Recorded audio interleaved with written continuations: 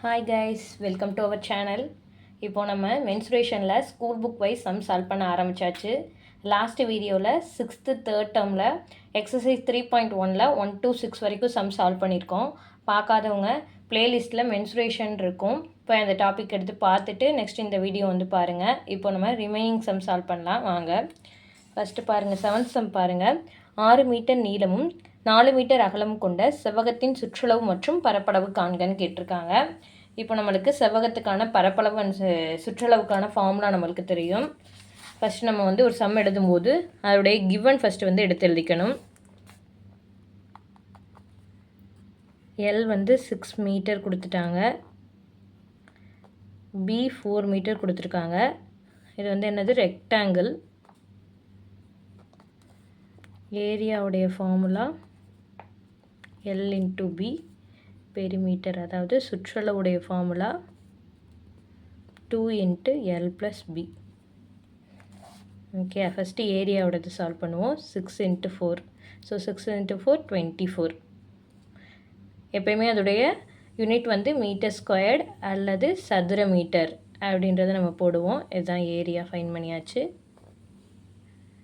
Next பாருங்கள், perimeter P 2 into L plus P, 6 + 4 10, 2 into 10 is equal to 20. So B is equal to 20 metre. அவ்வளோதான், ரொம்ப ஈஸியான sums. Next பாருங்கள், 8 centimetre பக்கம் உள்ள சதுரத்தின் சுற்றளவு மற்றும் பரப்பளவு காண்கன்னு கேட்டிருக்காங்க. சதுரத்துக்கானது நம்மளுக்கு தெரியும் ஃபார்முலா, ஆல்ரெடியே லாஸ்ட் வீடியோலையும் பார்த்துருப்போம். பார்க்காதவங்க ஃபார்முலாஸ்க்குனே தனியாக 2 வீடியோ போட்டிருக்கேன், இப்போ அதை போய் பார்த்துட்டு வாங்க. நெக்ஸ்ட்டு பக்கம் கொடுத்துருக்காங்க, டிவன் ஸ்கொயரோடது கொடுத்துருக்காங்க. ஸ்கொயருடைய பக்கம் அதாவது ஏ கொடுத்துட்டாங்க, 8 சென்டிமீட்டர் கொடுத்தாச்சு. நெக்ஸ்ட்டு சதுரத்தினுடைய சுற்றளவுக்கான formula P is equal to, சுற்றளவுனா என்ன உங்களுக்கு தெரியல, எல்லா சதுரன்றப்போ உங்களுக்கு all sides are equal, so எல்லா சைடுமே ஏன்றதாக இருக்கும். சுற்றளவுன்றது ஒன்றும் கிடையாது, எல்லா சைட்ஸையும் அவுட்டர் சைட்ஸ் எல்லாத்தையும் ஆட் பண்ணுறதுனால வர்றது தான் உங்களுக்கு சுற்றளவு. அதாவது A plus A plus A plus ஏன்னு கிடைக்கும், is equal to 4a. So உங்களுக்கு ஃபார்முலானா P is equal to 4a. So B is equal to 4 into 8, 32 centimetre. So B is equal to 32 centimetre. Next area,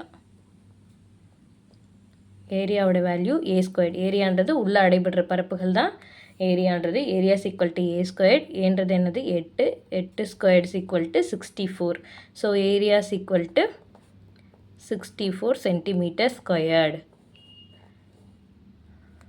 ரொம்ப ஈஸியான sums தான். Next பாருங்கள், 9th some பாருங்கள். 6 அடி 8 அடி மற்றும் 10 அடி பக்க அளவுள்ள செங்கோண முக்கோணத்தின் சுற்றளவு மற்றும் பரப்பளவு காண்க அப்படின்னு கேட்டிருக்காங்க. செங்கோண முக்கோணத்திற்கான பரப்பளவு நம்ம ஆல்ரெடி பார்த்துருப்போம். இங்கே பாருங்கள், செங்கோண முக்கோணத்தின் பரப்பளவு equal to 1/2 into B H. So 9th சம்மில் செங்கோண முக்கோணம் பற்றி கொடுத்துருக்காங்க.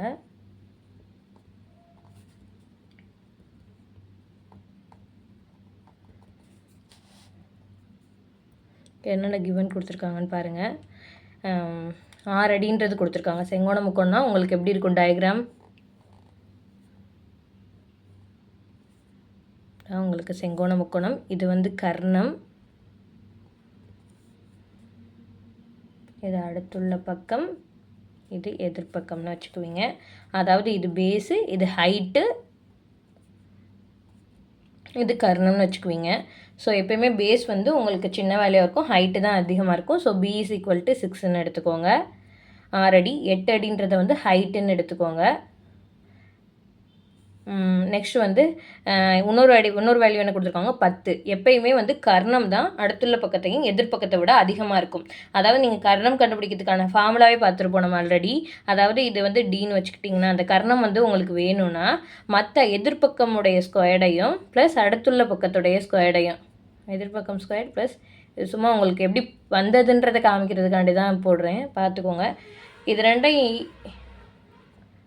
ரெண்டுடைய வேல்யூவையும் ஸ்கொயர் பண்ணி ஆட் பண்ணி அதுக்கு ரூட் எடுத்திங்கன்னா அதான் உங்களுக்கு கர்ணத்தோட வேல்யூவாக கிடைக்கும். இப்போ பாருங்கள், எதிர்பக்கம்ன்றது உங்களுக்கு 8 இருக்குது. ஸோ 8 ஸ்கொயர்டு ப்ளஸ் அடுத்துள்ள பக்கம்ன்றது 6ன்னு வச்சுருக்கோம், 6 ஸ்கொயர்டு. ஸோ என்ன வரும் 8 8 64 ப்ளஸ் 6 6 36. ஸோ 100. 100க்கு ரூட் எடுத்திங்கன்னா என்ன கிடைக்கும் உங்களுக்கு 10. ஸோ வந்து கர்ணத்துடைய வேல்யூ 10 அடின்றது உங்களுக்கு வந்திருக்கும். ஸோ இப்படி தான் வந்து நம்மளுக்கு வந்து 10 அடின்றது வந்திருக்கு. இது தேவையில்லை, எப்படி வந்துச்சுன்றதைக்காண்டி உங்களுக்கு வந்து நான் போட்டு காமிச்சிருக்கேன். நெக்ஸ்ட்டு இதோடைய பரப்பளவு, அதாவது ஏரியாவுடைய ஃபார்முலா வந்து 1/2 × b × h. ஸோ 1/2 × bன்றது நம்ம என்ன எடுத்திருக்கோம், 6ன்றது எடுத்திருக்கோம், hன்றது 8ன்னு எடுத்திருக்கோம். So 2 2 6 3 8 24. So area equal to 24 metre squared. Area கண்டுபிடிச்சாச்சு. நெக்ஸ்ட் வந்து சுற்றளவு.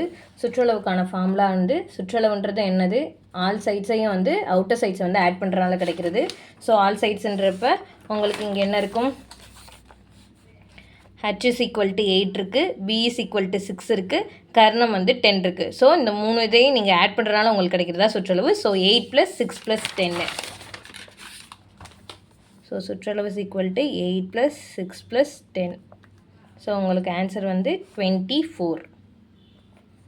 So p is equal to 24 அடி. அவ்வளோதான், 9th சம் முடிஞ்சாச்சு. நெக்ஸ்ட்டு 10th சம் பாருங்கள். கீழ்கண்டவற்றிற்கு சுற்றளவு காண்க. 7 மீட்டர் 8 மீட்டர் 10 மீட்டர் பக்கங்கள் கொண்ட அசம்பக்க முக்கோணம். அசம்பக்க முக்கோணன்றதுக்கு எல்லாத்துடைய வேல்யூஸுமே வந்து உங்களுக்கு வேறு வேறு தான் இருக்கும். ஸோ அசம்பக்க முக்கோணம்னா உங்களுக்கு சுற்றளவுடைய ஃபார்முலா என்னன்றதை பாருங்கள். இங்கே பாருங்கள், அசம்பக்க முக்கோணன்றது 3 sides are not equal. So சுற்றளவு Pன்றது வந்து a + b + c. உங்களுக்கு மூணுமே வேறு வேறு இருக்கும். சுற்றளவுன்றது எல்லாத்தையும் வந்து உங்களுக்கு ஆட் பண்ணுறதுனால ஸோ a + b + c தான் வந்து உங்களுக்கு அதுக்கான சுற்றளவுக்கான ஃபார்முலா.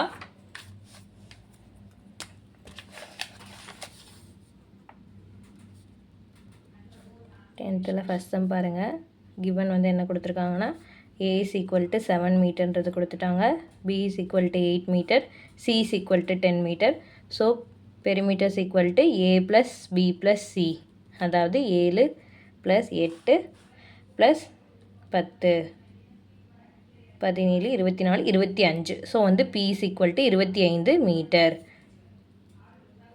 ஸோ அசம்பக்க முக்கோணத்திற்கான சுற்றளவு வந்து பியுடைய வேல்யூ வந்து 25 மீட்டர்ன்றது உங்களுக்கு கிடச்சாச்சு. நெக்ஸ்ட்டு பாருங்கள், ஒரு இருசம்பக்க முக்கோணத்தில் 10 சென்டிமீட்டர் உள்ள சம்பக்கங்கள் மற்றும் 3வது பக்கம் 7 சென்டிமீட்டர்.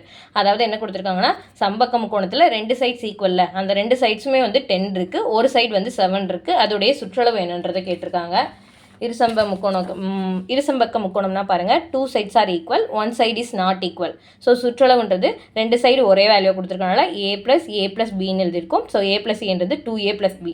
ஸோ இருசம்பக்க முக்கோணத்துக்கான சுற்றளவுக்கான ஃபார்முலா என்னன்னா, p is equal to 2a + bன்றது தான் உங்களுக்கு ஃபார்முலா. ஃபஸ்ட்டு என்ன கொடுத்துருக்காங்கன்றதை கிவன் கொடுத்துருக்கதை எடுத்து எழுதிக்கோங்க. கிவன் வந்து என்ன கொடுத்துருக்காங்கன்னா, 2 சைட்ஸுமே வந்து உங்களுக்கு வந்து ஏயோட வேல்யூ வந்து என்ன கொடுத்துருக்காங்கன்னா 10 சென்டிமீட்டர்னு கொடுத்துருக்காங்க, பியோட வேல்யூ 7 சென்டிமீட்டர்னு கொடுத்துருக்காங்க. ஸோ இருசம்பக்க முக்கோணன்றது இந்த 2 வேல்யூ 10ன்னு கொடுத்துட்டாங்கன்னா, சும்மா டயக்ராம் நான் போட்டிருக்கேன், நீங்கள் கரெக்டாக அது வந்ததுன்னா பார்த்துக்கோங்க. 10 + 10 7 அப்படின்னா இருசம்பக்க முக்கோணன்றது p is equal to 2a + b தான் உங்களுக்கு ஃபார்முலா. ஏன்னா எல்லா சைட்ஸையும் உங்களுக்கு ஆட் பண்ணும்போது, அதாவது 2a + b. ஸோ இங்கே ஏயோட வேல்யூ வந்து 10 இருக்குது. ஸோ 10 + 10 + 7, இல்லைன்னா 2 × 10 அப்படின்னு நீங்கள் போட்டுக்கலாம். ஸோ 27. ஸோ இதோடைய value p is equal to 27 centimetre. நீங்கள் ஃபார்முலாஸ்லாம் இதுக்கு படிக்க தேவையில்லை. சுற்றளவுனா இருக்கிற அவுட்டர் சைட்ஸ் எல்லாத்தையும் ஆட் பண்ணுறதால கிடைக்கிறது தான் உங்களுக்கு சுற்றளவாக கிடைக்கும்.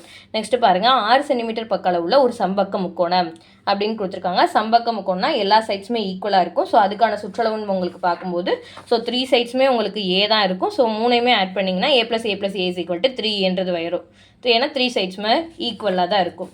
இங்கே என்ன கொடுத்துருக்காங்க, 6 சென்டிமீட்டர் பக்க அளவுன்னு கொடுத்துருக்காங்க. So a is equal to 6 centimetre.